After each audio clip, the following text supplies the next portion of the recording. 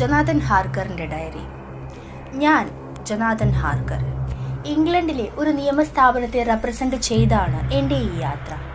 ട്രാൻസിൽവാനിയയിലെ ഒരു പ്രഭുവിന് ലണ്ടനിൽ സ്ഥലം വാങ്ങാൻ സഹായിക്കണം. ആ പ്രഭുവിൻ്റെ പേരാണ് ഡ്രാക്കുള പ്രഭു. Welcome back to my channel. My name is June. Welcome to new story series.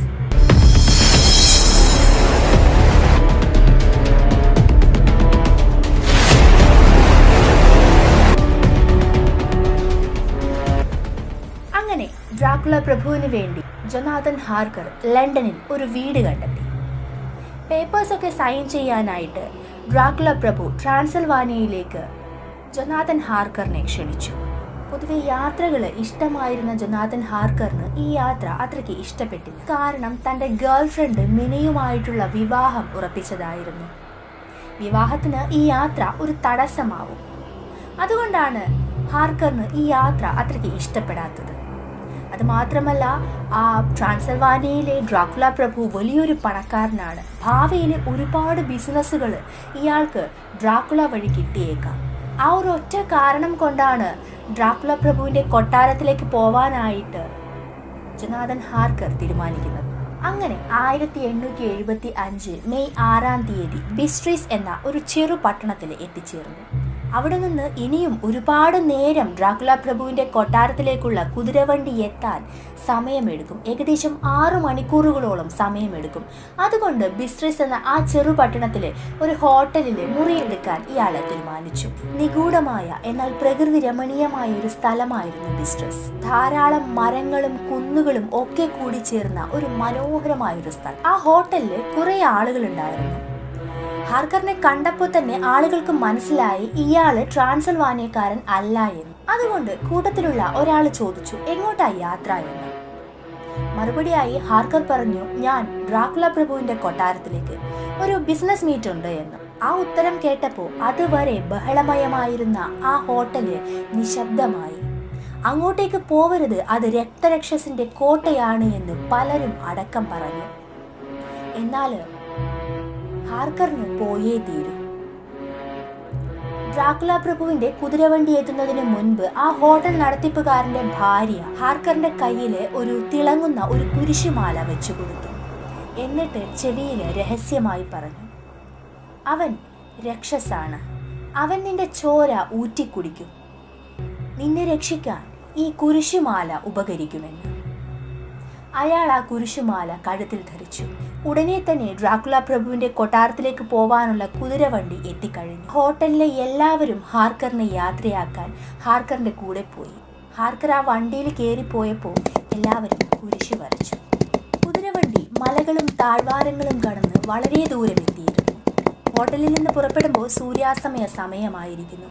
കാട് നിറഞ്ഞ ഭയാനകമായ ആ റോഡിലൂടെ കുതിരവണ്ടി ഓടിക്കൊണ്ടേയിരിക്കുന്നു. ചുറ്റും ചെന്നായ്ക്കൾ ഓരിയിടാൻ തുടങ്ങി. കറുത്ത വസ്ത്രം ധരിച്ച ആളാണ് കുതിരവണ്ടി ഓടിച്ചിരുന്നത്. അയാളൊരു വലിയൊരു തൊപ്പി ധരിച്ചിട്ടുണ്ട്. അതുകൊണ്ട് മുഖം അത്രയ്ക്ക് വ്യക്തമായിട്ട് കാണാൻ പറ്റുന്നില്ല. സൂര്യൻ അസ്തമിച്ചു. ചന്ദ്രന്റെ നിലാവെളിച്ചം മേലെ കറുത്ത മേഘങ്ങൾ കാരണം ഭൂമിയിലേക്ക് പതിക്കുന്നുമില്ല. ചുറ്റിലും കൂരാക്കുരുട്ട്. കുതിരക്കുളമ്പടികളുടെ ശബ്ദവും ചെന്നായ്ക്കളുടെ ഓരിയിടലും കൊണ്ട് ആകെ ഭീകരമായ ഒരു അന്തരീക്ഷം. അങ്ങനെ മണിക്കൂറുകൾ നീണ്ട യാത്രക്കൊടുവിൽ അവസാനം ആ കുതിരവണ്ടി ഡ്രാക്കുള പ്രഭുവിന്റെ ആ വലിയ കൊട്ടാരത്തിന് മുന്നിൽ വന്നു നിന്നു. ഹാർക്കർ തന്റെ ബാഗും സാധനങ്ങളും എടുത്ത് വണ്ടിയിൽ നിന്ന് പുറത്തേക്കിറങ്ങി. ഒരു മറുപടിക്ക് പോലും കാത്തു നിൽക്കാതെ കുതിരവണ്ടിക്കാരൻ തന്റെ വണ്ടിയും എടുത്ത് എപ്പോഴേ സ്ഥലം വിട്ടു. പേടിപ്പെടുത്തുന്ന ആ പഴയ ബംഗ്ലാവിന് മുന്നിൽ ഹാർക്കർ ഇപ്പോൾ തനിച്ചായി. ഇരുട്ടത്ത് ചെന്നായ്ക്കളുടെ ഊരിയുടെ ശബ്ദം മാത്രം ബാക്കിയായി. കുറച്ചു നേരം കഴിഞ്ഞ് ആ വലിയ ബംഗ്ലാവിന്റെ വാതിൽ തുറന്നു. തല മുതൽ കാല് വരെ കറുത്ത വസ്ത്രം ധരിച്ച ഒരു ഭീമാകാരനായ മനുഷ്യൻ. ആ മനുഷ്യൻ ഹാർക്കറിനെ ആ ബംഗ്ലാവിന്റെ അകത്തേക്ക് സ്വാഗതം ചെയ്തു. തന്നെ സ്വയം പരിചയപ്പെടുത്തിക്കൊണ്ട് ഹാർക്കറിന് ഹസ്തദാനം ചെയ്യാനായി ആ പ്രഭു മുന്നോട്ടേക്ക് വന്നു. ഞാൻ ഡ്രാക്കുള പ്രഭു, എൻ്റെ കൊട്ടാരത്തിലേക്ക് സ്വാഗതം മിസ്റ്റർ ജൊനാഥൻ ഹാർക്കർ എന്ന് പറഞ്ഞുകൊണ്ട് ഹസ്തദാനം ചെയ്യാനായിട്ട് ഡ്രാക്കുള പ്രഭു ജൊനാഥന്റെ മുന്നിലേക്ക് വന്നു. ജൊനാഥൻ ഹാർക്കർ ഹസ്തദാനം ചെയ്തു. ഇരുമ്പിന്റെ ശക്തിയുള്ള തണുത്ത കൈകളാണ് ഡ്രാക്കുള പ്രഭുവിന്. വലിയ വാതിലുകൾ അടച്ച് അതിൻ്റെ കീ പോക്കറ്റിൽ തിരുകിക്കൊണ്ട് ഡ്രാക്കുള പ്രഭു ഹാർക്കറിനെ മുറിയിലേക്ക് ക്ഷണിച്ചു. ഹാർക്കർ ഡ്രാക്കുളയുടെ കൂടെ മുകളിലത്തെ മുറിയിലേക്ക് നടന്നു ചെന്നു. തണുപ്പിൽ നിന്ന് രക്ഷ നേടാനായി വിറക് കൂട്ടി കത്തിച്ചിരുന്ന ആ ഒരു ചെറിയ നിലാവെളിച്ചം മാത്രമായിരുന്നു അവിടെ ഉണ്ടായിരുന്നത്. അവർ മുകളിലത്തെ മുറിയിലേക്ക് നടന്നു. ഹാർക്കറിനുള്ള ഭക്ഷണവും വെള്ളവും മുകളിലത്തെ മുറിയിൽ റെഡിയായിരുന്നു. തിളങ്ങുന്ന കണ്ണുകളോട് കൂടിയ, പൂച്ചയുടെ ചെവികൾ പോലെയുള്ള, മൃഗങ്ങളുടെ പല്ലുകൾ പോലെയുള്ള, കൈകളിലും വിരലുകളിലും രോമങ്ങളോട് കൂടിയ ഒരു മനുഷ്യൻ. അതാണ് ഡ്രാക്കുള പ്രഭു. കുറേ നേരം അവർ സംസാരിച്ചു. അവസാനം നേരം വെളുക്കാറായപ്പോഴാണ് ഡ്രാക്കുള പ്രഭു പോയതും ഹാർക്കർ ഉറങ്ങാൻ കിടന്നതും. പിറ്റേ ദിവസം നേരം വളരെ വൈകിയാണ് ഹാർക്കർ ഉറക്കമെഴുന്നേറ്റത്. ഡ്രാക്കുള പ്രഭുവിനെ ആ കൊട്ടാരത്തിൽ എങ്ങും കണ്ടില്ല. ഇന്നലെ കണ്ട ആ ഇരുട്ട് മുറികളെല്ലാം പകല് വ്യക്തമായിട്ട് ഇപ്പോൾ കാണാം. ഹാർക്കറിനുള്ള ഭക്ഷണം ടേബിളിൽ റെഡിയായിരുന്നു. പക്ഷേ ഈ കൊട്ടാരത്തില് സെർവൻസ് ഉള്ളതിന്റെ യാതൊരു ലക്ഷണവും കണ്ടില്ല. കാരണം പഴയതും പൊടി പിടിച്ചതുമായ റൂമുകളാണ് ചുറ്റിലുമുള്ളത്. മാത്രമല്ല ആ ബംഗ്ലാവില് തന്നെ ആരുമുള്ളതിന്റെ ലക്ഷണവും ഇയാള് കണ്ടില്ല. അതുകൊണ്ട് ഈ ബംഗ്ലാവിലെ എല്ലാ മുറികളും ഒന്ന് ചുറ്റിയടിച്ച് കാണാനായിട്ട് ഹാർക്കർ തീരുമാനിക്കുന്നു. പല മുറികളിലും ആൾതാമസമില്ലായിരുന്നു. മാത്രമല്ല പല മുറികളും അകത്തു നിന്ന് പൂട്ടിയ നിലയിലായിരുന്നു. ആ ബംഗ്ലാവിൽ ഒരൊറ്റ മനുഷ്യനുള്ളതിന്റെ യാതൊരു ലക്ഷണവുമില്ലായിരുന്നു. അന്ന് പകൽ ഡ്രാക്കുള പ്രഭു ഹാർക്കറിനെ കാണാനെത്തിയില്ല. അന്ന് ആ പകൽ മാത്രമല്ല, പിന്നീട് ഒരു പകലും ഡ്രാക്കുള പ്രഭു ഹാർക്കറിനെ കാണാൻ എത്തിയതേ. രാത്രികളിൽ മാത്രമാണ് ഹാർക്കറിന്റെ മുന്നിൽ ഡ്രാക്കുള പ്രഭു പ്രത്യക്ഷപ്പെടാൻ. സമയത്തും ഡ്രാക്കുള പ്രഭുവുമായിട്ട് സംസാരിച്ചു കൊണ്ടിരിക്കെ ഹാർക്കർ മയങ്ങി വീഴുമായിരുന്നു. തന്റെ ജോലി തീർന്നെങ്കിലും ഡ്രാക്കുള ഹാർക്കറിനെ തിരിച്ച് ഇംഗ്ലണ്ടിലേക്ക് പോകാൻ അനുവദിച്ചില്ല.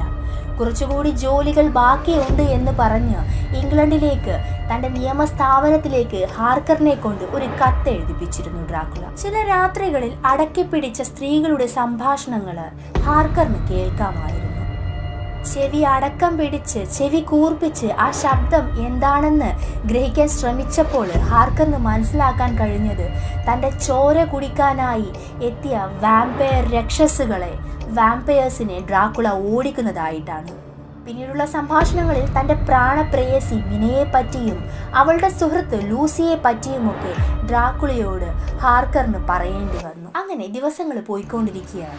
ഹാർക്കറിനോട് ഓരോരോ കാരണങ്ങൾ പറഞ്ഞ് ഡ്രാക്കുള പ്രഭു ആ കൊട്ടാരത്തിൽ തന്നെ ഹാർക്കറിനെ സ്റ്റേ ബാക്ക് ചെയ്യിപ്പിക്കുന്നുമുണ്ട്.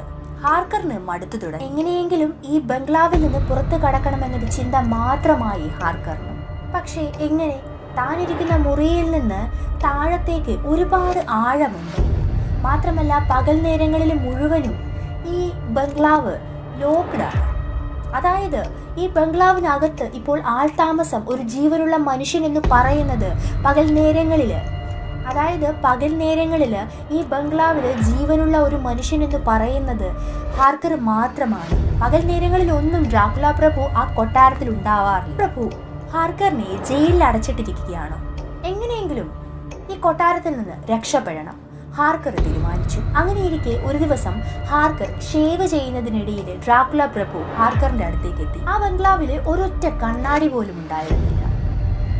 യാത്ര തുടങ്ങുമ്പോൾ മിന സമ്മാനിച്ച ഒരു കണ്ണാടി നോക്കിയായിരുന്നു ഹാർക്കർ ഷേവ് ചെയ്തിരുന്നത്. അപ്പോ ആ സമയത്താണ് ഡ്രാക്കുള പ്രഭു ഹാർക്കറിന്റെ പിറകിലൂടെ എത്തുന്നത്. എന്നാൽ തന്റെ തൊട്ടു പിറകിലുള്ള ഡ്രാക്കുളയെ ഹാർക്കറിന് ആ കണ്ണാടിയിലൂടെ കാണാൻ പറ്റുന്നില്ല. ഹാർക്കർ ഞെട്ടിപ്പോയി.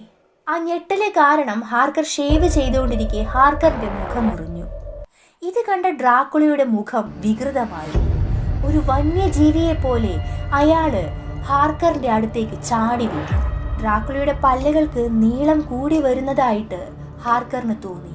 അയാളുടെ ചോര ഊറ്റി കുടിക്കാനുള്ളത്ര ആ പല്ലിന്റെ നീളം വർദ്ധിച്ചു. പക്ഷെ ശരീരത്തിലെ ആ കുരിശ്, അന്ന് ഹോട്ടൽ നടത്തിപ്പുകാരന്റെ ഭാര്യ സമ്മാനിച്ച ആ കുരിശ്, അത് കണ്ടപ്പോൾ ഡ്രാക്കുള അടങ്ങി. ഉടനെ തന്നെ ഇയാളുടെ കയ്യിലുണ്ടായിരുന്ന, ഹാർക്കറിന്റെ കയ്യിലുണ്ടായിരുന്ന കണ്ണാടി എടുത്ത് ഡ്രാക്കുള നിലത്തേക്ക് എറിഞ്ഞുടച്ചു. അത് 1000 അല്ല 10,000 കഷണങ്ങളായി ചിന്നിച്ച്. ഒന്നും മിണ്ടാതെ അന്ന് ഡ്രാക്കുള ദേഷ്യഭാവത്തില് ഹാർക്കറിനെ വിട്ടുപോയി. അടുത്ത ദിവസം ഹാർക്കറിന് ഡ്രാക്കുള മറ്റൊരു നിർദ്ദേശം കൂടി നൽകുന്നു. ഈ മുറി വിട്ട് മറ്റൊരു മുറിയിലും കിടന്നുറങ്ങരുത് എന്ന്. അങ്ങനെ ചെയ്യുകയാണെങ്കിൽ നിങ്ങൾ ആപത്തിൽപ്പെടും.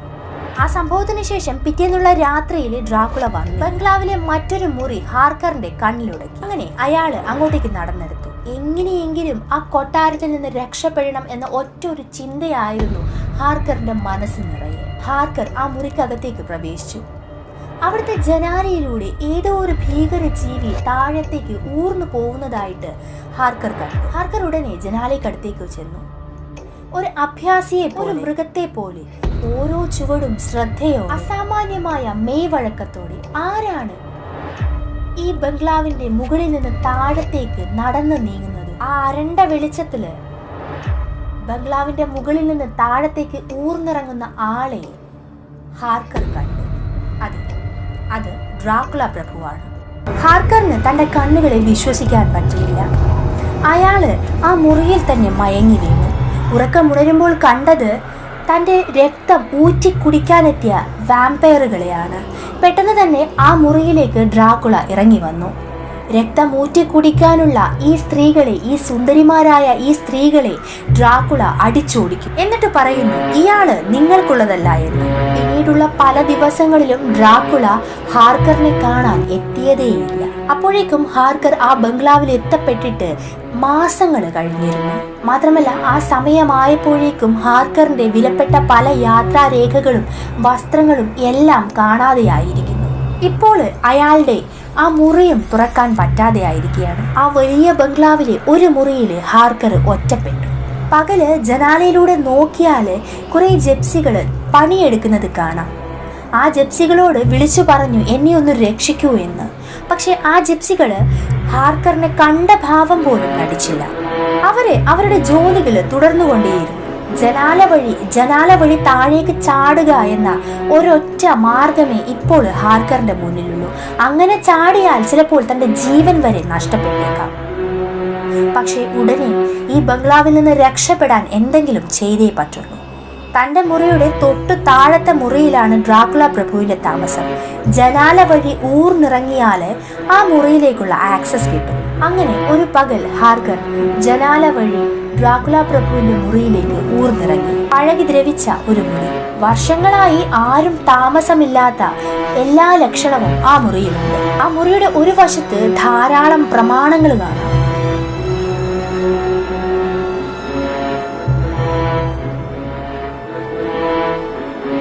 മറുവശത്ത് ഡ്രാക്കുള പ്രഭുവിന്റെ എല്ലാ സമ്പത്തുകളും കാണാം. എന്നാൽ ഹാർക്കർ അന്വേഷിക്കുന്നത് ഈ മുറിയുടെ പ്രധാന വാതിലിന്റെ താക്കോലാണ്. അതെവിടെയായിരിക്കും? ഡ്രാക്കുള പ്രഭുവിന്റെ മുറിയിൽ നിന്ന് മറ്റൊരു മുറിയിലേക്കുള്ള ഒരു ഇടനാഴിയും കാണാം. ആ മുറി തുറന്ന് അകത്തേക്ക് നോക്കിയപ്പോൾ താഴേക്ക് കല്ല് പാകിയ രീതിയിൽ കോണിപ്പടി കാണാം. ഹാർക്കർ ആ കോണിപ്പടിയിലൂടെ താഴേക്ക് നടന്ന് മറ്റൊരു മുറിയിലെത്തി. ആ മുറിയില് ധാരാളം ശവപ്പെട്ടികളായിരുന്നു ഉണ്ടായിരുന്നത്. ഏകദേശം ഒരു 50ഓളം ശവപ്പെട്ടികൾ. അതിലെ ആദ്യത്തെ ശവപ്പെട്ടി തുറന്നു നോക്കി, അതിൽ നിറയെ മണ്ണായിരുന്നു.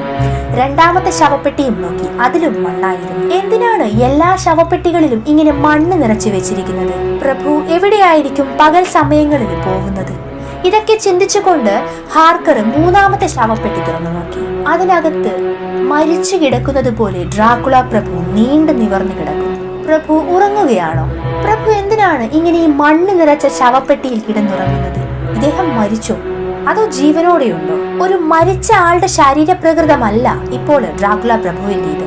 തുറന്നിരിക്കുന്ന കണ്ണുകൾ, ചുവന്ന ചുണ്ടുകൾ, ശ്വാസമില്ലാത്ത പ്രഭുവിന്റെ ശരീരം. പ്രഭുവിന്റെ ആ അനങ്ങാത്ത ശരീരം കണ്ടപ്പോൾ ഹാർക്കറിന് ഒരു മരണത്തിന്റെ തണുപ്പ് തന്റെ ശരീരത്തിലൂടെ കേറി വരുന്നതായിട്ട് തോന്നി. ഹാർക്കർ ഓടി തിരിച്ച് തന്റെ മുറിയിലേക്ക്. അപ്പോ എല്ലാവരും പറഞ്ഞതുപോലെ ഡ്രാക്കുള പ്രഭു ഒരു രക്തരക്ഷസാണ്. പകൽ സമയങ്ങളിൽ ആ ശവപ്പെട്ടിക്കകത്ത് കിടന്നുറങ്ങും. രാത്രി കാലങ്ങളിൽ ചോര കുടിക്കാനായിട്ട് പുറത്തേക്കിറങ്ങും. ഒരു അഭ്യാസിയെ പോലെ ഈ ബംഗ്ലാവിൽ തലങ്ങും വിലങ്ങും പറന്ന് നടക്കും. ഒരു ചെന്നായിയെ പോലെ, ഒരു പട്ടിയെ പോലെ, ഒരു പൂച്ചയെ പോലെ, ഒരു മനുഷ്യനെ പോലെ. ആവശ്യം കഴിഞ്ഞതിനു ശേഷം അയാള് എന്റെയും രക്തം കുടിക്കും, ഹാർക്കർ ഉറപ്പിച്ചു. അന്ന് രാത്രി ഡ്രാക്കുള ഹാർക്കറിന്റെ മുറിയിലെത്തി. ഹാർക്കറിന് നാളെ ഇംഗ്ലണ്ടിലേക്ക് തിരിച്ചു പോവാമെന്ന് ഡ്രാക്കുള അറിയിക്കുന്നു. അതെ, എന്റെ അന്ത്യം നാളെയാണ് എന്ന് ഹാർക്കർ ഉറപ്പിച്ചു. എങ്ങനെയെങ്കിലും ഈ ബംഗ്ലാവിൽ നിന്ന് രക്ഷപ്പെടണം. തന്റെ പ്രാണപ്രേയസി മിനിയെ കാണണം. ഹാർക്കർ പ്രാർത്ഥിച്ചു. വാതിലിനപ്പുറത്ത് സുന്ദരിമാരായ കുറേ സ്ത്രീകളുടെ ശബ്ദങ്ങൾ കേൾക്കാം. അവരോടെല്ലാവരോടുമായിട്ട് ഡ്രാക്കുള പ്രഭു പറയുകയാണ് നാളെ ആവട്ടെ എന്ന്. അതെ, നാളെയാണ് തന്റെ മരണമെന്ന് ഹാർക്കർ ഉറപ്പിച്ചു. വീണ്ടും പ്രാർത്ഥിക്കാനിരുന്നു. അടുത്ത ദിവസത്തെ പ്രഭാതം ഡ്രാക്കുള പ്രഭുവിന്റെ ആ മുറിയിലേക്ക് ഹാർക്കർ വീണ്ടും പോയി. ആ കല്ല് പാകിയ കോണിപ്പടിയിലൂടെ നടന്നു ശവപ്പെട്ടികളുടെ അടുത്തേക്കെത്തി. അതിലെ മൂന്നാമത്തെ ശവപ്പെട്ടി തുറന്നു നോക്കി. ഡ്രാക്കുള പ്രഭു അവിടെ അനങ്ങാതെ കിടപ്പുണ്ട്. പേടിച്ചിട്ടാണെങ്കിലും ഡ്രാക്കുള പ്രഭുവിന്റെ വസ്ത്രത്തിലൂടെ താക്കോൽ കൂട്ടം ഹാർക്കർ തപ്പി നോക്കി. എന്നാൽ ഹാർക്കറിന് താക്കോല് കിട്ടിയില്ല. പെട്ടെന്നാണ് ഹാർക്കർ ആ ശബ്ദം കേട്ടത്. പുറത്ത് ജിപ്സികൾ എത്തിയിരിക്കുന്നു. അവർ ഏതോ വാതിലുകൾ തുറക്കുകയാണ്. അപ്പോ ഇതിനകത്ത് പുറത്തേക്കൊരു വാതിലുണ്ട്. ആ വഴിയും തനിക്ക് താഴേക്ക് ഇറങ്ങാം. എങ്ങനെയെങ്കിലും പുറത്തേക്ക് ഇറങ്ങണം. സമയം അധികമില്ല. പെട്ടെന്ന് തന്നെ ശക്തമായ കാറ്റിൽ വാതിലുകൾ അടഞ്ഞു. ഹാർക്കറിന് രക്ഷപ്പെടാനുള്ള അവസാനത്തെ വഴിയും ഇപ്പോൾ അടഞ്ഞിരിക്കുകയാണ്. ഹാർക്കർ നേരെ പ്രഭുവിന്റെ മുറിയിലേക്ക് എത്തി. അവിടെ നിന്ന് തനിക്ക് അത്യാവശ്യമുള്ള കുറച്ച് സ്വർണ്ണ നാണയങ്ങൾ എടുത്ത് ജനൽ വഴി താഴേക്ക് ചാടാമെന്ന് തീരുമാനിക്കുന്നു. അങ്ങനെ ചാടിയാൽ തനിക്ക് തന്റെ ജീവൻ വരെ നഷ്ടപ്പെട്ടേക്കാം. പക്ഷേ എന്തെങ്കിലും ചെയ്തേ പറ്റൂ.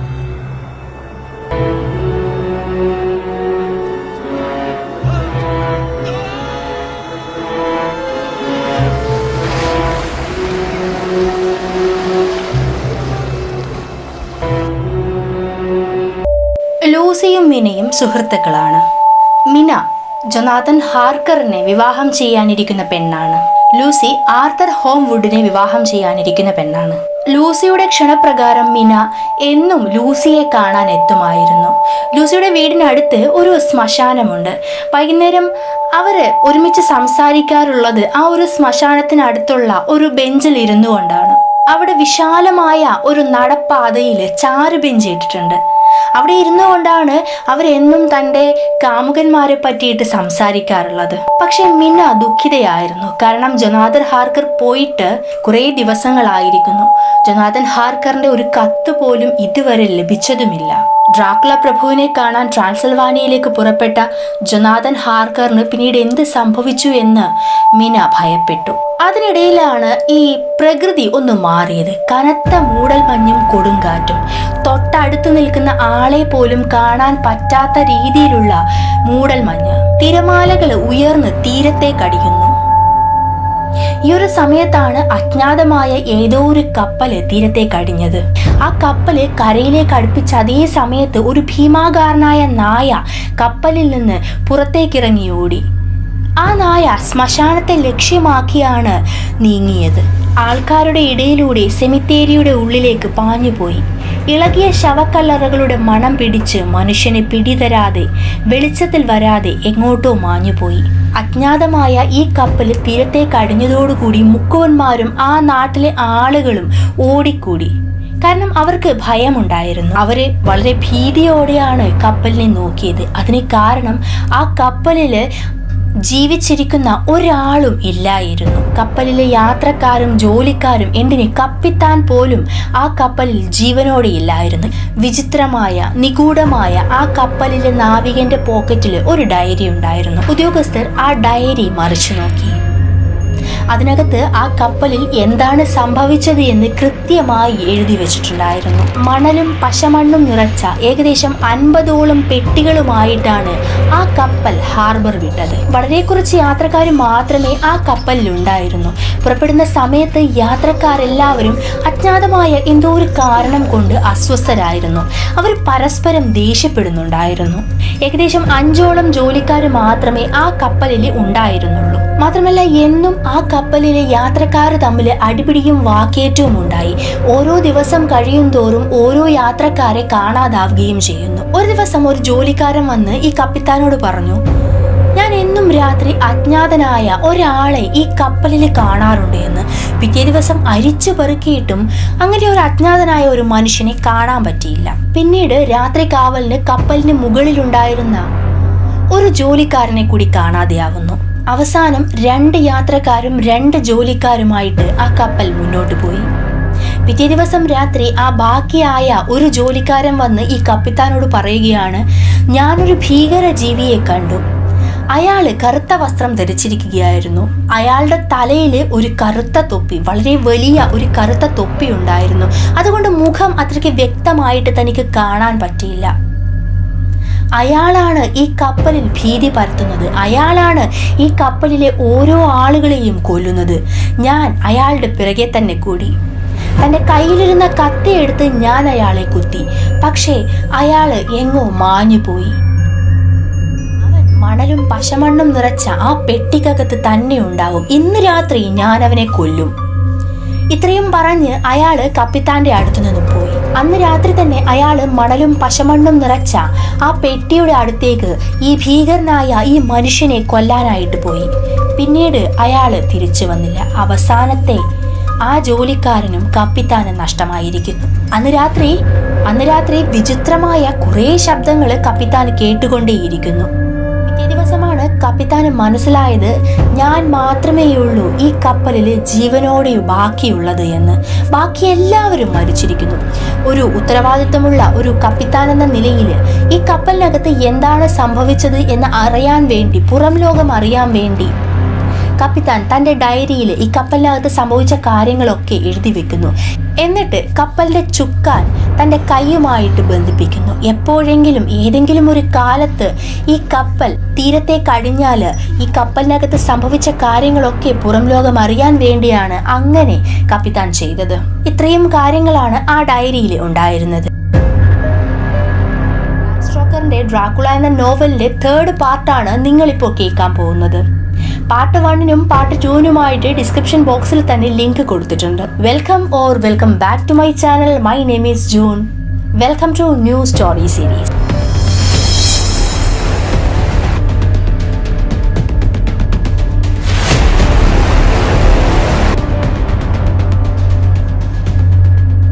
ഇനി നമുക്ക് ലൂസിയും മിനിയും തമ്മിലുള്ള ചില കാര്യങ്ങൾ നോക്കാം. നേരത്തെ ഞാൻ പറഞ്ഞിരുന്നു ലൂസിയും മിനിയും സുഹൃത്തുക്കളാണ് എന്ന്. ലൂസിക്ക് ഒരു അമ്മ മാത്രമേ ഉള്ളൂ. അവര് ഒരു നിത്യരോഗിയായിരുന്നു. ഈയിടെയായിട്ട് ലൂസിക്ക് ഭയങ്കര ക്ഷീണം അനുഭവപ്പെട്ടുകൊണ്ടേയിരിക്കുന്നു. മാത്രമല്ല അവൾ രാത്രിയിൽ എഴുന്നേറ്റ് നടക്കുന്ന ഒരു അവസ്ഥയും ഉണ്ടാവാറുണ്ട്. രാത്രിയിൽ എപ്പോഴോ ലൂസി എഴുന്നേറ്റ് നടന്ന് തൊട്ടടുത്തുള്ള ശ്മശാനത്തിന്റെ അടുത്തുള്ള ആ ചാരുബെഞ്ചിൽ കിടന്ന് പല രാത്രികളും ഉറങ്ങാറുണ്ടായിരുന്നു. ലൂസിയുടെ സുഹൃത്ത് മിന പല രാത്രികളിലും ഏതോ ഒരു ഭീകര ജീവി ലൂസിയുടെ അടുത്ത് കിടന്നുറങ്ങുന്നതായിട്ട് മിനയ്ക്ക് തോന്നാറുണ്ടായിരുന്നു. എന്നാൽ മിന ലൂസിയുടെ അടുത്തേക്ക് എത്തുമ്പോൾ ആ ഭീകര ജീവി വായുവില് അലിഞ്ഞ് ഇല്ലാണ്ടാവുന്നതും മിനയ്ക്ക് കാണാൻ പറ്റി. ഏതായാലും ദിവസം കഴിയും തോറും ലൂസി അതീവ ക്ഷീണിതയായിട്ട് കാണപ്പെട്ടു. ഒരു രാത്രി ലൂസിയുടെ കട്ടിനരികത്തുള്ള ആ ഒരു ജനലില് ഏതോ ഒരു പക്ഷി, ഭീകരമായ ഒരു പക്ഷി ഇരിക്കുന്നതായിട്ട് മിന കണ്ടു. എന്നാലും മിന ആ പക്ഷിയുടെ അടുത്തേക്ക് എത്തുമ്പോൾ, ആ ജനലിന് അടുത്തേക്ക് എത്തുമ്പോൾ ആ പക്ഷി പറന്നുപോയി. പിറ്റേ ദിവസം മിനിയും ലൂസിയും ഒരുമിച്ച് ശ്മശാനത്തിനടുത്തുള്ള ആ ബെഞ്ചിലിരിക്കുമ്പോൾ ലൂസി മിനിയോട് ഒരാളെ ചൂണ്ടിക്കാട്ടി പറഞ്ഞു, അതാ ആ ഒരു ഭീകര ജീവി എന്നെ തന്നെ നോക്കുന്നു, എനിക്ക് പേടിയാവുന്നു എന്ന്. മിന തിരിഞ്ഞു നോക്കിയപ്പോൾ ഒരു ഭീകരമായ ഒരു മനുഷ്യരൂപം ലൂസിയെ തന്നെ നോക്കുന്നു. എന്നാൽ ലൂസിയെ സമാധാനിപ്പിക്കാനായിട്ട് ലൂസിയുടെ അടുത്തേക്ക് തിരിഞ്ഞതിന് ശേഷം പിന്നീട് നോക്കുമ്പോൾ മിനയ്ക്ക് ആ ഭീകരജീവിയെ കാണാനും പറ്റിയില്ല. ആ ഭീകരജീവി വായുവിൽ അലിഞ്ഞ് എങ്ങോട്ടോ പോയി. പിന്നീട് അവിടെ നിൽക്കാൻ മിന ഭയപ്പെട്ടു. അവള് ലൂസിയെയും കൂട്ടി വീട്ടിലേക്കെത്തി. ലൂസി ക്ഷീണിതയായിരുന്നു, അവള് ഉറങ്ങി. പിന്നീട് മിന ഒന്ന് നടക്കാൻ പോയിട്ട് തിരിച്ചു വരുമ്പോൾ ലൂസി മിനയെയും കാത്ത് ആ ജനലിനടുത്ത് ഉണ്ടായിരുന്നു. എന്നാൽ ലൂസിയുടെ പിറകില് ഏതോ ഒരാള് നിൽപ്പുണ്ടായിരുന്നു. അത് മിന വ്യക്തമായി കണ്ടതാണ്. എന്നാൽ മിന വീടിനകത്തേക്ക് കയറി ലൂസിയുടെ റൂമിലേക്ക് എത്തുമ്പോൾ ലൂസി അവിടെ ഉറങ്ങുന്നുണ്ടായിരുന്നു. ഈ ഭീകരമായ ജീവിയെ, ഈ മനുഷ്യജീവിയെ കണ്ടതുമില്ല. ഈ സമയത്ത് ലൂസി അവളുടെ കട്ടിലിൽ കിടന്നുറങ്ങുന്നുണ്ട്. ലൂസിയെ കാണുമ്പോൾ വിളറി വെളുത്തതുപോലെയുണ്ട്. അങ്ങനെ ദിവസങ്ങൾ കഴിഞ്ഞു പോയി. ദിവസങ്ങൾ കഴിയും തോറും ലൂസി കൂടുതൽ ക്ഷീണിതയായിട്ട് കാണപ്പെട്ടു. അവളുടെ ശരീരത്തിൽ രക്തമില്ലാതിരിക്കുകയാണ്. എന്നാൽ ചില ദിവസങ്ങളിൽ ലൂസി ആരോഗ്യവതിയായിട്ട് കാണപ്പെട്ടു. എന്നാൽ മറ്റു ചില ദിവസങ്ങളിൽ അതിലും കൂടുതൽ ക്ഷീണിതയായിട്ടും കാണപ്പെട്ടു. അതിനിടയിലാണ് മിനയ്ക്ക് ജൊനാഥൻ ഹാർക്കറിന്റെ കത്ത് കിട്ടുന്നത്. അയാൾ ഏതോ ആശുപത്രിയിൽ അഡ്മിറ്റ് ആയിരിക്കുകയാണ്. ഈ കത്ത് കിട്ടിയ പാടെ തന്നെ മിന ജൊനാഥൻ ഹാർക്കറിനെ കാണാനായിട്ട് പുറപ്പെട്ടു. പോകുന്ന സമയത്ത് തൻ്റെ സുഹൃത്തായ വളരെ ക്ഷീണിതയായിരിക്കുന്ന ലൂസിയുടെ ബോയ് ഫ്രണ്ട് ആർത്തർ ഹോംവുഡിനെ ഏൽപ്പിച്ചാണ് പോയത്. മിന പോയപ്പോൾ ലൂസിയെ ശുശ്രൂഷിക്കാനായിട്ട് ആർത്തർ ഹോംവുഡ് എത്തി. ആർത്തർ ഹോംവുഡ് മിനയെ വിവാഹം ചെയ്യാനിരിക്കുന്ന പയ്യനാണ്. ലൂസിയുടെ ഈ ഒരു അവസ്ഥ അറിഞ്ഞിട്ട് ആർത്തർ ഹോംവുഡ് ഡോക്ടർ സേവാർഡിനെ വിവരം അറിയിക്കുന്നു. ഡോക്ടർ സേവാർഡ് തൻ്റെ സുഹൃത്തു കൂടിയായ ഡോക്ടർ വാൻ ഹെൽസിങ്ങിനെ വിവരമറിയിക്കുന്നു. അങ്ങനെ വാൻ ഹെൽസിങ് ലൂസിയെ കാണാനെത്തി. വാൻ ഹെൽസിങ് ലൂസിയുടെ ശരീരത്തിലേക്ക് രക്തം ദാനം ചെയ്യാൻ ആവശ്യപ്പെട്ടു. അങ്ങനെ രക്തദാനം ചെയ്ത് കഴിഞ്ഞപ്പോൾ ലൂസിയുടെ ആരോഗ്യം ഇച്ചിരി മെച്ചപ്പെട്ടു തുടങ്ങി. ലൂസിയുടെ ആരോഗ്യം ഇച്ചിരി ഭേദമായപ്പോൾ പ്രൊഫസർ വാൻ ഹെൽസിങ് കുറച്ച് മരുന്നുകളും പുസ്തകങ്ങളും എടുക്കാനായിട്ട് ആംസ്റ്റർഡാമിലേക്ക് പുറപ്പെട്ടു. എന്നാൽ തിരിച്ചു വരുമ്പോൾ ലൂസിയുടെ നില പഴയതുപോലെ തന്നെയായി തുടർന്നു. അവളുടെ ശരീരത്തിലെ രക്തമെല്ലാം വറ്റിയിരിക്കുന്നു. വീണ്ടും രക്തം ദാനം നടത്തി. അങ്ങനെ ലൂസി വീണ്ടും ആരോഗ്യവതിയായി. 2 ദിവസം കഴിഞ്ഞപ്പോൾ പ്രൊഫസർ വാൻ ഹെൽസിങ്ങിന്റെ പേരിൽ ഒരു പാർസൽ എത്തി. അതിനകത്ത് വെളുത്തുള്ളി പൂക്കളായിരുന്നു. ആ വെളുത്തുള്ളി പൂക്കൾ കോർത്ത് ഒരു മാലയുണ്ടാക്കി ലൂസിയുടെ കഴുത്തില് വാൻ ഹെൽസിങ് ഇട്ടു. മാത്രമല്ല ലൂസിയുടെ മുറി നിറയെ വെളുത്തുള്ളി പൂക്കൾ വിതറി. എന്നിട്ട് ലൂസിയോട് പറഞ്ഞു, ഒരു കാരണവശാലും ഈ വെളുത്തുള്ളി പൂക്കൾ കഴുത്തിൽ നിന്ന് മാറ്റരുത് എന്ന്. മാത്രമല്ല ജനലും വാതിലുകളും തുറന്നിടരുത് എന്നും. അന്ന് രാത്രി പ്രൊഫസർ വാൻ ഹെൽസിങ്ങും ഡോക്ടർ സേവാർഡും ആർത്തർ ഹോംവുഡും ലൂസിയുടെ അടുത്ത് ഉണ്ടായിരുന്നില്ല. കാരണം ഈ വെളുത്തുള്ളി പൂക്കൾ ഉണ്ടെങ്കിൽ ലൂസി സുഖമായി ഉറങ്ങുമെന്ന് അവർ വിശ്വസിച്ചു. പക്ഷേ പിറ്റേന്ന് രാവിലെ ലൂസിയെ കാണാനെത്തിയ പ്രൊഫസറിനെ ഇൻവൈറ്റ് ചെയ്തത് ലൂസിയുടെ അമ്മയായിരുന്നു. ലൂസി എവിടെയെന്ന് ചോദിച്ചപ്പോൾ ലൂസിയുടെ അമ്മ പറഞ്ഞത്, തലേന്ന് രാത്രി ലൂസിയുടെ മുറിയിൽ വല്ലാത്ത വെളുത്തുള്ളി പൂക്കളുടെ വല്ലാത്ത ദുർഗന്ധമുണ്ടായിരുന്നു. ഞാൻ ആ വെളുത്തുള്ളി പൂക്കളെല്ലാം മാറ്റി. എന്നിട്ട് വാതിലും ജനലും ഒക്കെ തുറന്നു കൊടുത്തു. ലൂസി വളരെ ശാന്തമായിട്ട് ഉറങ്ങുകയും ചെയ്തു എന്ന്. ഇത് കേട്ടപ്പോൾ പ്രൊഫസർ വാൻ ഹെൽസിങ് ലൂസിയുടെ മുറിയിലേക്ക് ഓടിപ്പോയി. പഴയതിലും അതീവ ക്ഷീണിതയായിട്ട് ലൂസിയെ കാണപ്പെട്ടു. വീണ്ടും അവരെ രക്തദാനം നടത്തി. 4-5 ദിവസത്തോളം ലൂസി ആരോഗ്യവതിയായി കാണപ്പെട്ടു. അതിനിടയിൽ ലൂസിയുടെ അമ്മ മരണപ്പെടുന്നു. അമ്മ മരിച്ചതോടുകൂടി ലൂസി ആകെ തകർന്നു പോയി. അവളിപ്പോൾ മരണക്കിടക്കയിലാണ്. ഡോക്ടർ സേവാർഡും പ്രൊഫസർ വാൻ ഹെൽസിങ്ങും ആർത്തർ ഹോംവുഡും എല്ലാം ലൂസിക്ക് അരികെ തന്നെയുണ്ട്. ദിവസം കഴിയുംതോറും ലൂസിയുടെ ആരോഗ്യസ്ഥിതി വഷളായിക്കൊണ്ടിരുന്നു. ഏതോ ഒരു കടവാതില് അവളെ വട്ടമിട്ട് പറക്കുന്നുമുണ്ട്. അപ്പോൾ ലൂസിയുടെ ഭാവം മാറി. അവള് തന്റെ കഴുത്തിലിരിക്കുന്ന വെളുത്തുള്ളിപ്പൂക്കൾ പൊട്ടിച്ചെറിയും. കുറച്ചു നേരം കഴിഞ്ഞ് ലൂസി ശാന്തഭാവത്തിലെത്തും. അപ്പോൾ വെളുത്തുള്ളിപ്പൂക്കൾ കഴുത്തിലിട്ടണിയും. ഈ അവസ്ഥ 2-3 ദിവസം തുടർന്നുകൊണ്ടേ പോയി. ലൂസി ഉറക്കത്തിലാണോ ഉണർന്നിരിക്കുകയാണോ എന്ന് പറയാൻ വയ്യ. അവളുടെ മുഖത്ത് പല ഭാവങ്ങളും മാറി മാറി വരുന്നുമുണ്ട്. അവളുടെ ശരീരത്തിനും പലതരത്തിലുള്ള മാറ്റങ്ങളും നടക്കുന്നുണ്ട്. ലൂസി ആർത്തറിനെ ചുംബിക്കാനായിട്ട് വിളിച്ചു.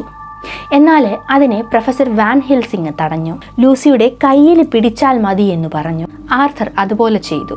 ക്രമേണ ലൂസിയുടെ ശ്വാസോച്ഛ്വാസം ബുദ്ധിമുട്ടായി.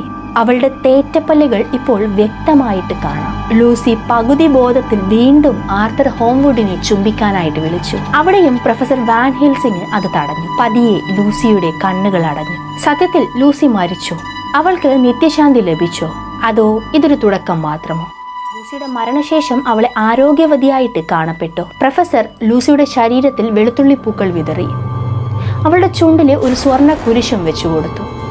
എന്നാൽ ഈ സ്വർണ്ണ കുരിശ് ലൂസിയുടെ ജോലിക്കാരി മോഷ്ടിച്ചിരിക്കുന്നു. അത് പ്രൊഫസർ വാൻ ഹെൽസിങ് മനസ്സിലാക്കി. ഉടനെ തന്നെ പ്രൊഫസർ ലൂസിയുടെ കത്തുകളും ഡയറികളും ഒക്കെ പരിശോധിക്കുന്നു. അതിൽ പ്രത്യേകിച്ച് കാര്യമൊന്നും ഉണ്ടായിരുന്നില്ല. ഇനി ജൊനാഥൻ ഹാർക്കറിനെ കാണാൻ പോയ മിനിയുടെ ഡയറി കുറിപ്പുകൾ നോക്കാം. സെപ്റ്റംബർ 22. ഒരു തീവണ്ടിയിലിരുന്നാണ് ഞാൻ ഈ ഡയറി എഴുതുന്നത്. കുറച്ച് ദിവസം മുമ്പ് ഒരു ബസ് യാത്രക്കിടെ ഞങ്ങൾ അതീവ സുന്ദരിയായ ഒരു യുവതിയെ കണ്ടു. ആ സമയത്ത് ജൊനാഥൻ ഹാർക്കർ വളരെ അസ്വസ്ഥനായി കാണപ്പെട്ടു. അപ്പോഴാണ് റോഡിലൂടെ ഒരു വികൃത രൂപി നടന്നു പോകുന്നതായിട്ട് 2 പേരും കണ്ടത്. നീണ്ടുവളഞ്ഞ മൂക്ക്, ചോരക്കണ്ണുകൾ, കറുത്ത മീശ, കൂർത്ത താടി, നീണ്ടുവലിഞ്ഞ ശരീരം, ചെമ്പിച്ച മുടി, കറുത്ത വസ്ത്രമാണ് വേഷം, കറുത്ത തൊപ്പിയും. അയാളെ, അങ്ങനെയുള്ളൊരു ഭീകര മനുഷ്യജീവിയെ കണ്ടാണ് ജൊനാഥൻ ഹാർക്കർ ഭയപ്പെട്ടത്. അതെ, അത് അയാളാണ് ഡ്രാക്കുള പ്രഭു.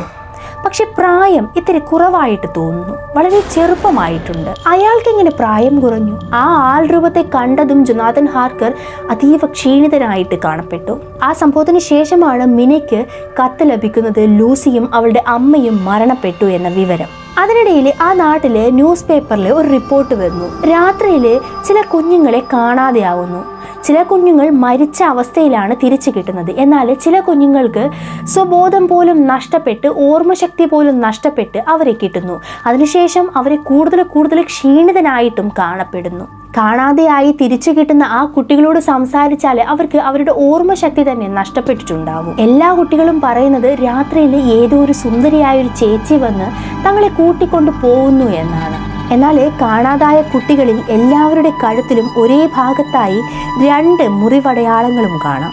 അങ്ങനെ ജൊനാഥന്റെ ഡയറി മിന വായിക്കുന്നു. ഡ്രാക്കുളയുടെ ഭീകരമായ ആ കൊട്ടാരത്തെ പറ്റി ജൊനാഥൻ ഹാർക്കറിന്റെ ഡയറിയിലൂടെ മിന അറിഞ്ഞു തുടങ്ങി. അപ്പോൾ ആ ഭീകര ജീവിയാണ് അന്ന് ജൊനാഥൻ ഹാർക്കർ ഭയപ്പെട്ട ആ ജീവി. ഒരിക്കലെ പ്രൊഫസർ വാൻ ഹെൽസിംഗ് മിനയെ കാണാനായിട്ട് പുറപ്പെടുന്നു. ലൂസിയുടെ മരണത്തെ പറ്റി ചിലത് പറയാനായിട്ടാണ് പ്രൊഫസർ വാൻ ഹെൽസിംഗ് മിനയെ കാണാനായിട്ട് പുറപ്പെട്ടത്. അവർ രണ്ടുപേരും മീറ്റ് ചെയ്തു. കാര്യങ്ങളൊക്കെ പ്രൊഫസർ വാൻ ഹെൽസിംഗ് മിനയോട് പറഞ്ഞപ്പോൾ മിന ജൊനാഥൻ ഹാർക്കറിന്റെ ഡയറി പ്രൊഫസർ വാൻ ഹെൽസിംഗിന് കൊടുക്കുന്നു. അങ്ങനെ ഡ്രാക്കുള കോട്ടയെപ്പറ്റി, ആ ഭീകര ജീവിയെപ്പറ്റി പ്രൊഫസർ വാൻ ഹെൽസിംഗും അറിഞ്ഞു തുടങ്ങി. ഉടനെ തന്നെ പ്രൊഫസർ വാൻ ഹെൽസിംഗും ഡോക്ടർ സേവാർഡും കാര്യങ്ങൾ ചർച്ച ചെയ്യുന്നു. ആ പത്രവാർത്തയിൽ കണ്ടത് കുഞ്ഞുങ്ങളുടെ കഴുത്തിലുണ്ടാക്കുന്ന മുറിവുകളെല്ലാം അത് ലൂസി ചെയ്യുന്നതായിരിക്കും. മരിച്ച ലൂസിയാണോ ഇതൊക്കെ ചെയ്യുന്നത്? ആദ്യമൊന്നും പ്രൊഫസർ വാൻ ഹെൽസിംഗ് പറയുന്നത് ഡോക്ടർ സേവാർഡ് വിശ്വസിച്ചില്ല. അന്ന് രാത്രി തന്നെ പ്രൊഫസർ വാൻ ഹെൽസിംഗും ഡോക്ടർ സേവാർഡും ലൂസിയുടെ ശവപ്പെട്ടി തുറന്നു. അതിനകത്ത് ലൂസി ഉണ്ടായിരുന്നില്ല. ലൂസി എവിടെ പോയി? അപ്പോൾ സേവാർഡിന് കുറച്ച് കാര്യങ്ങളൊക്കെ മനസ്സിലായി തുടങ്ങി. കുറച്ചു നേരം കഴിഞ്ഞപ്പോൾ ഒരു പ്രേതരൂപം, ലൂസിയുടെ രൂപത്തിലുള്ള ഒരു പ്രേതരൂപം ഒരു കുഞ്ഞിനെയും കൊണ്ടുവരുന്നു. ഈ കുഞ്ഞിനെ ഡോക്ടർ സേവാർഡും പ്രൊഫസർ വാൻ ഹെൽസിംഗും അവിടെ നിന്ന് രക്ഷപ്പെടുത്തി. അപ്പോൾ ലൂസിക്ക് നിത്യശാന്തി ലഭിച്ചില്ല. അവളൊരു പ്രേതമായി മാറിക്കഴിഞ്ഞു. നിഷ്കളങ്കരായ കുഞ്ഞുങ്ങളാണ് അവളുടെ ലക്ഷ്യം. എങ്ങനെയെങ്കിലും ലൂസിയുടെ പ്രേതത്തെ ഇല്ലാണ്ടാക്കണം അവർ തീരുമാനിച്ചു. ഈ വിവരങ്ങളെല്ലാം അവർ ആർത്തർ ഹോംവുഡിനെയും അറിയിക്കുന്നു. പിറ്റേ ദിവസവും അവര് ഇതേ സമയത്ത് പോയി ലൂസിയുടെ കല്ലറ തുറന്നു. ഇല്ല, ലൂസി അപ്പോഴും ആ കല്ലറയ്ക്കകത്തില്ല. കുറെ നേരം ഡോക്ടർ സേവാർഡും പ്രൊഫസർ വാൻ ഹെൽസിംഗും ആർത്തർ ഹോംവുഡും ലൂസിയെ കാത്തിരുന്നു. അപ്പോൾ മാറോടൊരു കുഞ്ഞിനെ ചേർത്തുകൊണ്ട് ലൂസി വരുന്നു. ലൂസിയെ കാണാൻ പഴയതിലും സുന്ദരിയായിട്ടുണ്ട്. ഒരു മദാല സ്വഭാവം, ചുണ്ടുകളിൽ ചോര നിറം. അവർ ലൂസിയെ കണ്ടു. ലൂസി അവരെയും കണ്ടു. ലൂസി അവരെ കണ്ടപ്പോൾ ആ കുഞ്ഞിനെ കയ്യിൽ നിന്ന് താഴെ വെച്ച് ആർത്തർ ഹോംവുഡിനെ ചുംബിക്കാനായിട്ട് ലൂസി മുന്നോട്ട് നടന്നു. 2 കൈകളും നീട്ടി ആർത്തർ ഹോംവുഡിനെ സ്വീകരിക്കാനായിട്ട് ലൂസി മുന്നോട്ട് നടക്കുകയാണ്. ഒരു മായാവലയത്തിൽ പെട്ടതുപോലെ ആർത്തർ ഹോംവുഡും ലൂസിയെ ചുംബിക്കാനായിട്ട് മുന്നോട്ട് പോവുകയാണ്. ഉടൻ തന്നെ പ്രൊഫസർ വാൻ ഹെൽസിംഗ് അത് തടഞ്ഞു. പ്രൊഫസർ തൻ്റെ കയ്യിലിരിക്കുന്ന സ്വർണ്ണ കുരിശ് അവർക്കിടയിൽ കാണിച്ചു. കുരിശ് കണ്ടപ്പോൾ ലൂസിയുടെ കലി അടങ്ങി. അവള് അനുസരണയുള്ള ഒരു കുട്ടിയെ പോലെ തൻ്റെ ശവപ്പെട്ടിയിൽ കയറി കിടന്നു. അടുത്ത ദിവസവും അവര് ഈ കല്ലറയ്ക്കടുത്തേക്ക് എത്തി. പക്ഷെ ഇത്തവണ കുറച്ച് സാധനങ്ങളുമായിട്ടാണ് അവര് കല്ലറയ്ക്കകത്തേക്ക് എത്തിയത്. ഇത്തവണ ലൂസിയുടെ ശവപ്പെട്ടി തുറന്നു നോക്കിയപ്പോൾ അതിനകത്ത് ലൂസി ഉണ്ടായിരുന്നു. അവൾ അവിടെ സുഖമായിട്ട് ഉറങ്ങുകയായിരുന്നു. ലൂസി പതിവിലും സുന്ദരിയായിരിക്കുന്നു. ഉടൻ തന്നെ പ്രൊഫസർ വാൻ ഹെൽസിംഗ് ആർത്തറിനോട് പറഞ്ഞു തൻ്റെ കയ്യിലിരിക്കുന്ന ചുറ്റികയെടുത്ത് ലൂസിയുടെ നെഞ്ചിൽ തറയ്ക്കൂ എന്ന്. മനസ്സില്ലാ മനസ്സോടെയാണെങ്കിലും ആർത്തർ പ്രൊഫസർ പറയുന്നത് പോലെ തന്നെ ചെയ്തു. ചുറ്റികയെടുത്ത് കുന്തമുന കൊണ്ട് അവളുടെ നെഞ്ചിൽ തറച്ചു. ലൂസിയെ യഥാർത്ഥ മൃത്യുവിൽ ലയിപ്പിച്ചാൽ അവൾ നശിപ്പിച്ച കുഞ്ഞുങ്ങളും രക്ഷപ്പെടും. ഈ കൃത്യം ചെയ്യുന്ന കൈ അനുഗ്രഹീതമായിരിക്കും. അങ്ങനെ പ്രൊഫസർ വാൻ ഹെൽസിംഗിന്റെ നിർദ്ദേശപ്രകാരം ആർത്തർ ഹോംവുഡ് ലൂസിയുടെ നെഞ്ചില് കുന്തമുനയാൽ ചുറ്റിക കൊണ്ട് അടിച്ചിറക്കി. ലൂസി മരിച്ചു. ലൂസി രണ്ടാമതും മരിച്ചിരിക്കുന്നു. ഇനിയാണ് അടുത്ത ടാസ്ക്. ഡ്രാക്കുള എന്ന ആ രക്തരക്ഷസിനെ തളയ്ക്കണം. അവരെല്ലാവരും ഭീകരമായ സംഭവങ്ങൾ അടങ്ങിയ ജൊനാഥൻ ഹാർക്കറിന്റെ ആ ഡയറി വായിക്കുകയാണ്.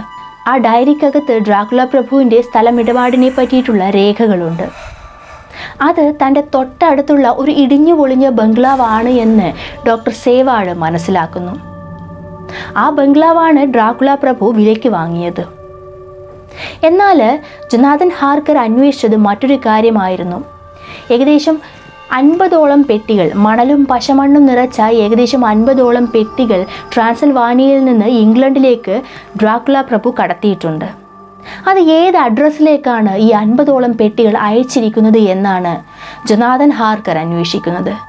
പിന്നീട് അവർക്ക് മനസ്സിലാവുന്നു, ഈ ഇടിഞ്ഞു പൊളിഞ്ഞ ആ ബംഗ്ലാവിലേക്ക് തന്നെയാണ് ഡ്രാക്കുള പ്രഭു ഈ പെട്ടികളെല്ലാം പാർസൽ ചെയ്ത് അയച്ചിരിക്കുന്നത്. ആ ബംഗ്ലാവിൽ ആൾതാമസം ഒന്നുമില്ലായിരുന്നു. അതുകൊണ്ട് തന്നെ അവർക്ക് പെട്ടെന്ന് ആ ബംഗ്ലാവിനകത്തേക്ക് കടക്കാനും പറ്റി. അവരെ മുഴുവനും അന്വേഷിക്കുകയാണ് ആ പെട്ടികൾ എവിടെയെന്ന്. 50 പെട്ടികളാണ് ഡ്രാക്കുള ട്രാൻസിൽവാനിയയിൽ നിന്ന് ഇംഗ്ലണ്ടിലേക്ക് അയച്ചിരിക്കുന്നത് എന്ന് ജൊനാഥൻ ഹാർക്കറിന് കൃത്യമായിട്ട് അറിയാം. എന്നാൽ ആ ബംഗ്ലാവ് അരിച്ചു പെറുക്കിയിട്ടും 29 പെട്ടികൾ മാത്രമേ അവിടെ ഉണ്ടായിരുന്നുള്ളൂ. ബാക്കിയുള്ള പെട്ടികളൊക്കെ എവിടെ പോയി? അവരുടെ അന്വേഷണം വീണ്ടും തുടർന്നു. പല കൊറിയർ കമ്പനികളെയും അവരെ കോണ്ടാക്ട് ചെയ്തു. ഈ സമയത്താണ് ഡ്രാക്കുള ഡോക്ടർ സേവാർഡിൻ്റെ പേഷ്യൻ്റായ റെൻഫീൽഡിനെയും കൂട്ടുപിടിച്ച് ആളുകളെ രക്തരക്ഷസാക്കുന്ന പ്രക്രിയ തുടർന്നുകൊണ്ടേ പോകുന്നത്. റെൻഫീൽഡ് വിചിത്ര സ്വഭാവമുള്ള ഒരു പേഷ്യൻ്റ് ആയിരുന്നു. ഇടയ്ക്കിടയ്ക്ക് ഇയാൾ പഞ്ചസാര എടുത്ത് തൻ്റെ മുറിയുടെ ചുറ്റും വിതറും. ആ പഞ്ചസാര കഴിക്കാൻ വേണ്ടി വരുന്ന ഈച്ചയെയോ പ്രാണികളെയോ പാറ്റകളെയോ ഇയാൾ അകത്താക്കും. ചില സമയത്ത് ഇയാളൊരു പൊട്ടനെ പോലെ സംസാരിക്കും, ചില സമയത്ത് തത്വജ്ഞാനിയെ പോലെ സംസാരിക്കും. ഇങ്ങനെയുള്ളൊരു പേഷ്യന്റിനെ കൂട്ടുപിടിച്ചാണ് ഡ്രാക്കുള മറ്റുള്ളവരെയും രക്തരക്ഷസുകളാക്കുന്നത്. ബാക്കിയുള്ള 21 പെട്ടികൾ എവിടെ പോയി എന്ന് എല്ലാവരും അന്വേഷിക്കുകയാണ്. അതിൽ 6 പെട്ടികൾ ഇംഗ്ലണ്ടിലെ 2 സ്ഥലങ്ങളിലൊക്കെ ആയിട്ട് എത്തിച്ചിട്ടുണ്ട്. ബാക്കിയുള്ള പെട്ടികൾ എവിടെ? പിന്നെയും അന്വേഷിച്ചപ്പോൾ നഗരത്തിലെ ഒരു പഴയ വീട്ടിലേക്ക് 9 പെട്ടികൾ കൂടി എത്തിയിട്ടുണ്ട്. അതായത് ആകെ 50 പെട്ടികൾ.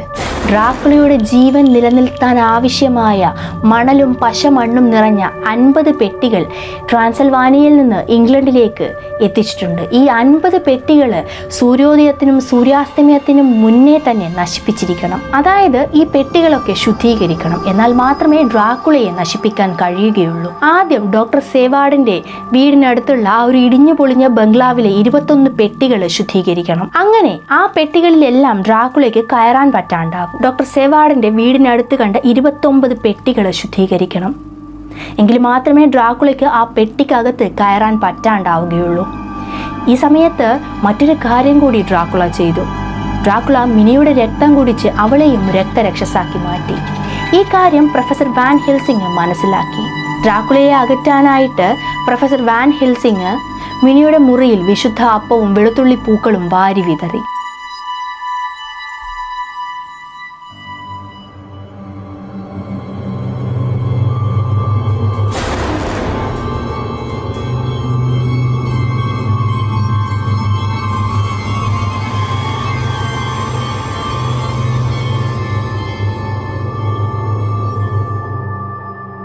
പിന്നീട് 29 പെട്ടികൾ, ഡോക്ടർ സേവാർഡിന്റെ വീടിനടുത്തുള്ള 29 പെട്ടികൾ വിശുദ്ധ അപ്പവും വെളുത്തുള്ളി പൂക്കളും വെച്ച് ശുദ്ധീകരിച്ചു. തനിക്ക് കിട്ടിയ അഡ്രസ്സിലെ അവിടെയുള്ള എല്ലാ പെട്ടികളും ശുദ്ധീകരിച്ചു. അപ്പോഴാണ് അവർക്കൊരു കാര്യം മനസ്സിലാകുന്നത്. ഒരു പെട്ടി മിസ്സിംഗ് ആയിരിക്കുന്നു. ആ ഒരു പെട്ടിയെപ്പറ്റി ഒരു വിവരവുമില്ല. ഈ ഒരു പെട്ടിയിലായിരിക്കും പകൽ സമയത്ത് ഡ്രാക്കുള തൻ്റെ ജീവൻ നിലനിർത്തുന്നത്. ചിലപ്പോൾ ട്രാൻസിൽവാനിയയിലേക്ക്, അതായത് തൻ്റെ ജന്മനാട്ടിലേക്ക് തന്നെ ഈ പെട്ടികൾ തിരിച്ചു കൊണ്ടുപോയിരിക്കാമെന്ന് പ്രൊഫസർ വാൻ ഹെൽസിംഗ് ഊഹിച്ചെടുക്കുന്നു. ഈ ഊഹം ശരിയാണോ എന്നറിയാൻ വേണ്ടി പ്രൊഫസർ വാൻ ഹെൽസിംഗ് മിനയെ ഹിപ്നോട്ടൈസ് ചെയ്യുന്നു. കാരണം മിന ഇപ്പോൾ ഡ്രാക്കുളയുടെ കസ്റ്റഡിയിലാണ്. മാത്രമല്ല ഡ്രാക്കുളയ്ക്ക് മനസ്സിലായി ജൊനാഥൻ ഹാർക്കറും സംഘവും തന്നെ പിന്തുടരുന്നുണ്ട് എന്ന്. മിനയെ ഡ്രാക്കുള രക്തരക്ഷസാക്കിയത് കൊണ്ട് മിനയെ ഹിപ്നോട്ടൈസ് ചെയ്താൽ ഡ്രാക്കുള എവിടെയാണെന്ന് ഒരു ഊഹം ഇവർക്ക് കിട്ടും. ഡ്രാക്കുള എവിടെയുണ്ട് എന്ന് മിനയ്ക്ക് മനസ്സിലാക്കാൻ പറ്റും. എന്നാൽ പകൽ സമയത്ത് മിനയ്ക്ക് ഒന്നും ഓർമ്മയുണ്ടാവില്ല. അതുകൊണ്ട് പകൽ നേരങ്ങളിലാണ് മിനയെ ഹിപ്നോട്ടൈസ് ചെയ്യുന്നത്.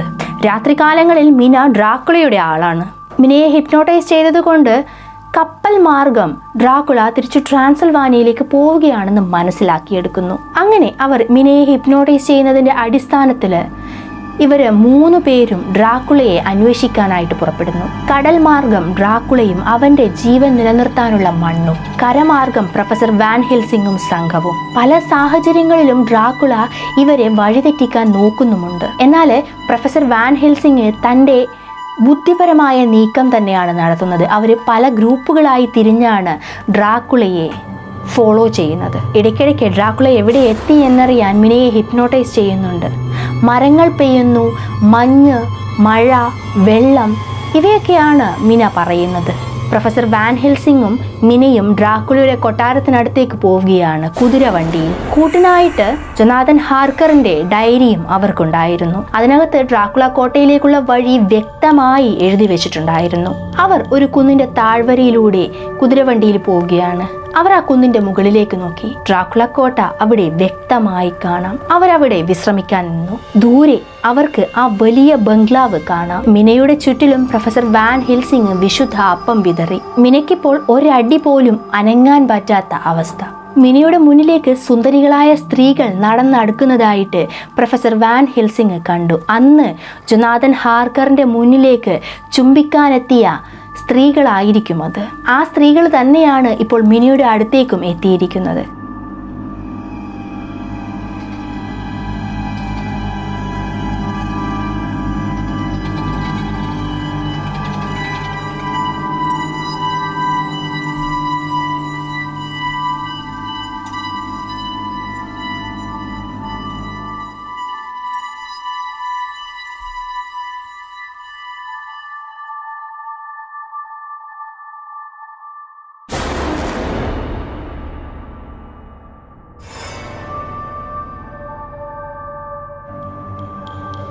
അന്ന് പക്ഷേ ആ സ്ത്രീകൾക്ക് മിനയെ ഒന്നും ചെയ്യാൻ പറ്റിയില്ല. കാരണം മിനയ്ക്ക് ചുറ്റും വിശുദ്ധ അപ്പം വാരി വിതറിയിരുന്നു. ഈ അപ്പം വരച്ച വട്ടത്തിൽ മിന സുരക്ഷിതയാണ്. കുതിരകൾ ചൂളം കൊള്ളാൻ തുടങ്ങി.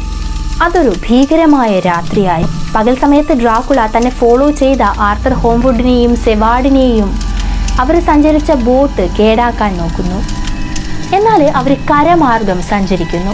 കരമാർഗം ഒരു കുതിരവണ്ടിയിൽ അവർ സഞ്ചരിക്കാൻ തുടങ്ങി. പിറ്റേ ദിവസം കുറച്ച് ജിപ്സികൾ ഈ ശവപ്പെട്ടിയുമായിട്ട് ഡ്രാക്കുള കോട്ടയുടെ അടുത്തേക്ക് പോവുകയാണ്. ജിപ്സികളുടെ പിറകെ തന്നെ ആർത്തർ ഹോംവുഡും ഡോക്ടർ സെവാർഡും യാത്ര തുടർന്നു. ഈ സമയത്ത് പ്രൊഫസർ വാൻ ഹെൽസിങ് മിനിയെ വീണ്ടും ഹിപ്നോട്ടൈസ് ചെയ്യുന്നു. മാത്രമല്ല അവളുടെ ചുറ്റിലും വിശുദ്ധ അപ്പം വാരി വിതറുകയും ചെയ്തു. തുടർന്ന് പ്രൊഫസർ വാൻ ഹെൽസിങ് ആ വലിയ ബംഗ്ലാവിന്റെ മുന്നിലേക്ക് നടന്നു. ആ ബംഗ്ലാവിന്റെ വലിയ വാതിൽ തുറന്നിരിക്കുന്നു. പ്രൊഫസർ വാൻ ഹെൽസിങ് ഒരു ചുറ്റിക എടുത്ത് ആ വലിയ വാതില് അടിച്ചു പൊളിക്കുന്നു. കാരണം ചിലപ്പോൾ ജൊനാഥൻ ഹാർക്കറിനെ പോലെ അതിനകത്ത് അകപ്പെട്ടാൽ പിന്നീട് രക്ഷപ്പെടുക പ്രയാസമാണ്. വൈകാതെ പ്രൊഫസർ വാൻ ഹെൽസിങ് ഓരോ മുറിയും പരിശോധിക്കുന്നു. അവസാനം ജൊനാഥൻ തന്റെ ഡയറിയിൽ എഴുതിയ ഡ്രാക്കുളയുടെ ആ വലിയ മുറി എത്തി. അതിനകത്തെ കൂടി കോണിപ്പടിയിലൂടെ കല്ലറകളുടെ കൂട്ടത്തിലേക്ക് എത്തി. ഒരു ഗംഭീരമായ കല്ലറ കണ്ടു. അതിനകത്ത് എഴുതിയിരിക്കുന്ന പേര് വായിച്ചു. ഡ്രാക്കുള. വിശുദ്ധ അപ്പം അവിടെയും വിതറി, ഉള്ളിപ്പൂക്കളും വിതറി. ഇനി ഡ്രാക്കുളയ്ക്ക് ഒരിക്കലും ആ കല്ലറയ്ക്കകത്തേക്ക് പ്രവേശിക്കാൻ പറ്റില്ല. മാത്രമല്ല അവിടെ പല കല്ലറകളിലും സ്ത്രീരൂപങ്ങൾ ഉറങ്ങുന്നത് വാൻ ഹെൽസിങ് കണ്ടു. ചുറ്റികയടിച്ച് കുന്തമുനയാൽ അവരുടെ നെഞ്ചില് വാൻ ഹെൽസിങ് അടിച്ചു. അവരെ ഒന്നുകൂടി മരണത്തിലേക്ക് എത്തിച്ചു. അവർ വീണ്ടും മരിച്ചിരിക്കുന്നു. എന്നിട്ട് വിശുദ്ധ അപ്പവും വെളുത്തുള്ളിപ്പൂക്കളും വാരി വിതറി. അവരുടെ ആ സ്ത്രീകളുടെ തലയറുത്തു മാറ്റി. അപ്പോഴേക്കും തലയോട്ടിയും ശരീരവും കൈയും കാലുമെല്ലാം വെറും പൊടിയായി മാറി. വർഷങ്ങൾക്ക് മുൻപേ മരിക്കേണ്ടിയിരുന്നവർ വർഷങ്ങൾക്കിപ്പുറം മരിച്ചിരിക്കുന്നു. അതിനുശേഷം വാൻ ഹെൽസിങ് വിശുദ്ധ വസ്തുക്കൾ കൊണ്ട് ആ ബംഗ്ലാവ് മുഴുവനും വെഞ്ചരിച്ചു. ഉടനെ തന്നെ മിനിയുടെ അടുത്തേക്ക് എത്തി. മിന പറയുന്നുണ്ട് അവർ വരുന്നു എന്ന്. നേരം സന്ധ്യയായിരിക്കുന്നു. ചെന്നായ്ക്കളുടെ ഓരിയിടൽ കേൾക്കാം. ഒരു കൂട്ടം ജിപ്സികൾ ധൃതിയിൽ വരുന്നുണ്ട്. അവർക്ക് നടുവിൽ ഒരു ശവപ്പെട്ടി. ഉടനെ തന്നെ ആ ശവപ്പെട്ടി ശക്തി പ്രാപിക്കും. വാൻ ഹെൽസിങ് വിശുദ്ധ അപ്പം വിതറി സ്വയം സുരക്ഷിതനായി. സൂര്യൻ താഴ്ന്നു വരുന്നതിനനുസരിച്ച് വണ്ടിയുടെ വേഗതയും കൂടി. ചെന്നായ്ക്കളുടെ ഓരിയിടലിന്റെ ശബ്ദവും ചെന്നായ്ക്കളുടെ ഓരിയിടലിന്റെ ഗാംഭീര്യവും കൂടി വരുന്നു. പിറകെ തന്നെ ജൊനാഥന്റെ കുതിരവണ്ടിയും വരുന്നുണ്ട്. വാൻ ഹെൽസിങ്ങിനെ സമാധാനമായി അവർ ഉടനെ തന്നെ ജിപ്സികളെ വളയാൻ തുടങ്ങി. ജിപ്സികൾ തന്റെ ശത്രുക്കളെ കീഴടക്കാനുള്ള ശ്രമവും തുടങ്ങി. സൂര്യാസ്തമയം കഴിഞ്ഞാൽ ഈ ശ്രമങ്ങളൊക്കെ പാഴായി പോകും. ഡ്രാക്കുളയ്ക്ക് ജീവൻ വയ്ക്കും. അവൻ എല്ലാവരെയും രക്തരക്ഷസുകളാക്കും. ശത്രുവിനെ എത്രയും പെട്ടെന്ന് വകവരുത്തണം. എന്നാൽ ജിപ്സികൾ ജൊനാഥനെ കൊല്ലാനാണ് നോക്കുന്നത്. ജൊനാഥൻ ഇതൊന്നും ശ്രദ്ധിക്കാതെ നേരെ ശവപ്പെട്ടിയുടെ അടുത്തേക്കാണ് ഓടുന്നത്. ജിപ്സികളുടെ വണ്ടിയിലിരിക്കുന്ന ആ ശവപ്പെട്ടി ഒറ്റ കൈകൊണ്ട് വലിച്ചെടുത്ത് ജൊനാഥൻ ഹാർക്കർ താഴേക്കിടുന്നു. സൂര്യാസ്തമയത്തിന് ഇനി 1 മിനിറ്റ് മാത്രം ബാക്കി. ഉടനെ തന്നെ ആ പെട്ടി തുറന്ന് ജൊനാഥൻ ഹാർക്കർ തൻ്റെ കയ്യിലിരിക്കുന്ന കത്തിയെടുത്ത് ഡ്രാക്കുളയുടെ നെഞ്ചിൽ അമർത്തി. ഡ്രാക്കുളയുടെ നെഞ്ചിൽ കുത്തിയിറക്കി. ഉടനെ തന്നെ ഉടലും തലയും വേർതിരിച്ചു. ഭ്രാന്തമായ ആവേശത്തോടെ അയാളത് ചെയ്യുമ്പോൾ ജിപ്സികള് ജൊനാഥൻ ഹാർക്കറിനെ തടയുന്നുണ്ടായിരുന്നു. എന്നാൽ ജൊനാഥൻ ഹാർക്കറിന് എവിടെ നിന്നോ കിട്ടിയ ഒരു ശക്തി പോലെ ഈ പ്രവൃത്തി തുറന്നുകൊണ്ടേയിരുന്നു. തൻ്റെ കയ്യിലിരിക്കുന്ന കത്തി ഡ്രാക്കുളയുടെ നെഞ്ചിൽ കുത്തി ഇറക്കി. ഉടനെ തന്നെ അതെടുത്ത് ഉടലും തലയും വേർതിരിച്ചു. പെട്ടെന്ന് തന്നെ ആ ഉടലും തലയും പൊടിഞ്ഞ് അതൊരു പുകയായി മാറി. പരമമായ മുക്തിയുടെ ശാന്തത. മിനിയുടെ മുഖത്തെ ക്ഷീണവും ഉന്മേഷമില്ലായ്മയും മാറി തുടങ്ങിയിരിക്കുന്നു. അവൾ ആരോഗ്യവതിയായി. തിരിച്ച് പ്രൊഫസറും സംഘവും മടങ്ങുമ്പോൾ ആ കുന്നിൻ്റെ മുകളിൽ ഡ്രാക്കുള കോട്ട, ആ വലിയ ബംഗ്ലാവ് തനിച്ചായി. നാഥനില്ലാത്ത ആ ബംഗ്ലാവ്.